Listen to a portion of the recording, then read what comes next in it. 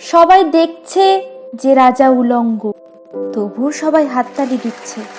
সবাই চেঁচিয়ে বলছে সাবাস সাবাস। কারো মনে সংস্কার, কারো ভয়। কেউ বা নিজের বুদ্ধি অন্য মানুষের কাছে বন্ধক দিয়েছে, কেউ বা পরান্নভোজী, কেউ কৃপা প্রার্থী, উমেদার প্রবঞ্চক।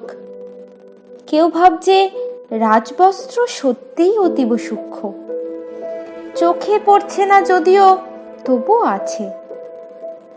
অন্তত থাকাটা কিছু অসম্ভব নয়, গল্পটা সবাই জানে।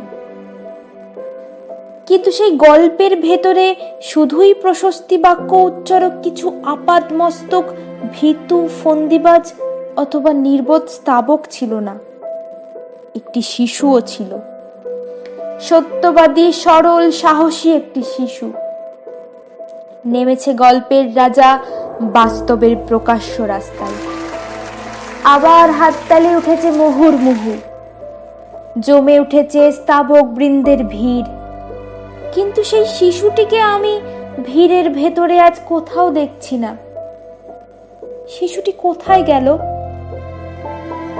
কেউ কি কোথাও তাকে কোনো পাহাড়ের গোপন গুহায় লুকিয়ে রেখেছে? নাকি সে পাথর, ঘাস, মাটি নিয়ে খেলতে খেলতে ঘুমিয়ে পড়েছে কোনো দূর নির্জন নদীর ধারে, কিংবা কোনো প্রান্তরের গাছের ছায়ায়? যাও, তাকে যেমন করেই হোক খুঁজে আনো। সে এসে একবার এই উলঙ্গ রাজার সামনে নির্ভয়ে দাঁড়াক।